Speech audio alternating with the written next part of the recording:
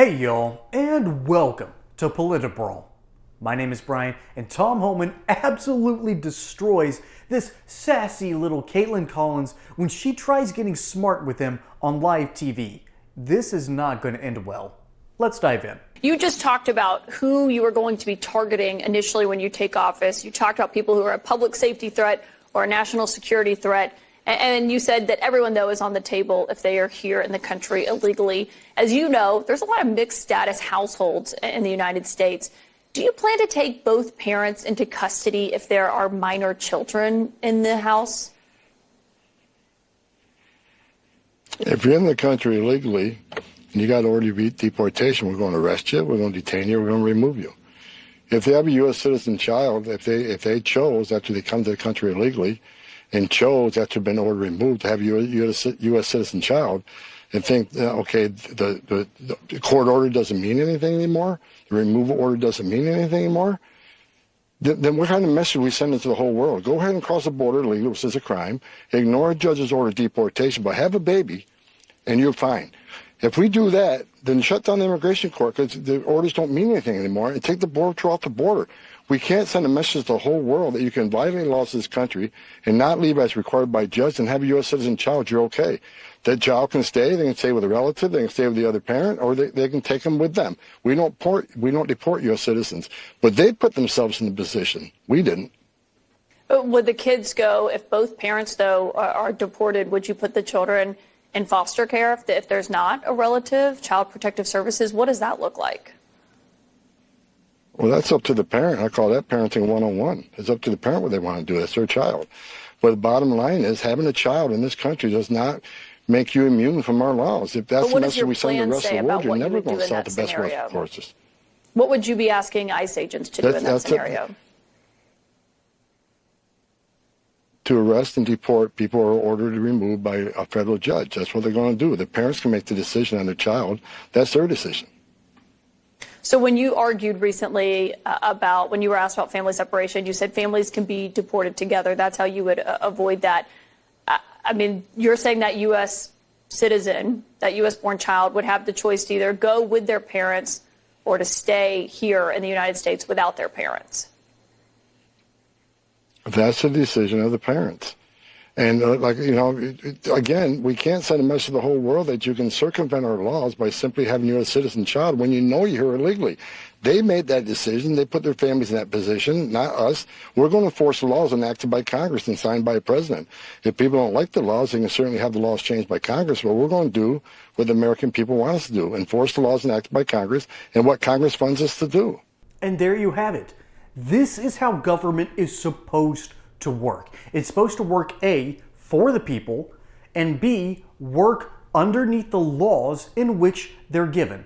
After all, we have three branches of government, don't we? We have the Congress that writes the laws. We have the executive branch, which executes the laws.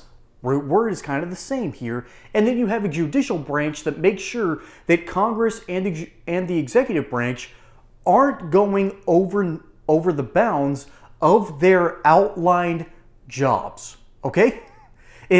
Consider the Supreme Court the good version of HR, because as we all know, HR can get a little wonky every now and then. Granted, I'm lucky. I currently have a couple of great guys that work in HR. That's what happens when you have men working HR, but that's for a later date. The important thing is Congress has written laws that says we allow X number of migrants over our border over a given year, okay? And so when people step out of those bounds, and then you have an executive branch whose job description is also to protect the border, you would think that the executive branch would actually care about making sure that illegal immigration is less of a problem. And then you would ensure that your court system makes darn sure, just for lack of a better phrase, that the executive branch has the purview to go after illegal migrants. You'd think that that would be a basic system of government, but no, when Democrats get elected, And this happens time and time again. It's happened ever since JFK got into office. Remember, JFK was the original hope and change guy, and then he found out, oh, this office is a little bit too big for me. And then after his assassination, LBJ came into office. This dude was a senator from Texas back when segregation was a thing, and he decided that it was now in the government's purview to take care of people underneath the Great Society, which failed just on the most grand possible of scales. But that's another topic for another day. That's for a much longer video. What's going on here is Tom Homan is simply saying, hey, the executive branch has a job to do. It's to make sure that you, the average citizen, is kept safe from potential outside threats. Okay? I'm not saying that illegal migrants are evil. No. Coming over our border illegally is an evil. But saying something that is an evil is not equating it to evil itself. Okay? Evil incarnate.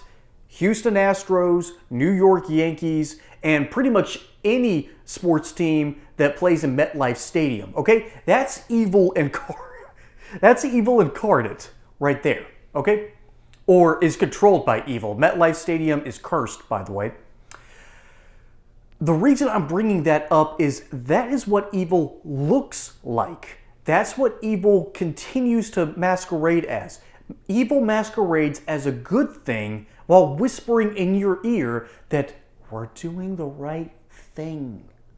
And it's that sweet whispering in your ear that ultimately becomes this pernicious lie that manifests and continues to spread, that festers in your soul. And illegal immigration is a festering problem. Now that's the legality on paper. Tom Homan here is talking about the human costs. He's talking about what that actually, sorry, not the human costs. I covered that in a different video. My apologies. He's talking about the legal issues. He is talking about what's written on paper, what is in my purview, what is it the executive branch is supposed to do as designated by Congress. And thus, he wants to operate in those bounds. That is a good thing. Forget the evil, as I've called it, of illegal immigration. Forget that problem entirely. We now have someone in our government that wants to work underneath the Constitution. Do you know how rare that is? Okay? George W. Bush, okay, passed the Patriot Act. Barack Obama expanded the foreign wars started by W. And then Donald Trump came in and said, this war's a racket, let's stop this nonsense. And then Joe Biden got in and everything went back to the way it was. Now we have a president that cares about our constitutional limits, that cares about the normal rights of American citizens. And Tom Homan is saying, simply put, what is his job description? And Kaitlan Collins is trying to grift as best she can because she got her start, I think, at the Daily Caller, and then grifted her way onto CNN. Now she's a pretty face with the show, but CNN is a dying breed because they have to give conservatives and people who care about the constitutional system, and she has to give them a platform.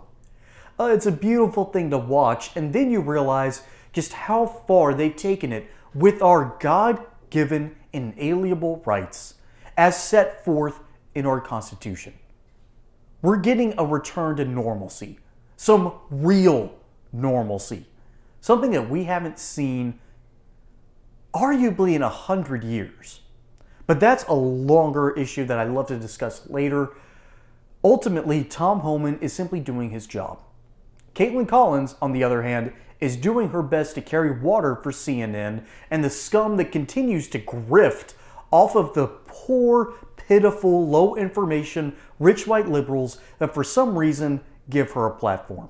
Ultimately, this is a bless your heart kind of situation because the Constitution is back, baby. And once again, our government cares about not only the American citizen, but how they're supposed to operate.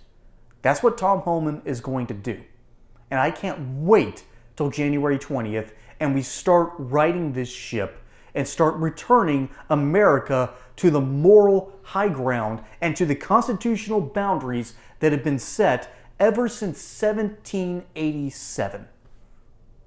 Folks, my name is Brian. Hope you enjoyed that segment here on Politbrawl. Don't forget to like and subscribe. Catch you on the next one. And until then, y'all have a good one.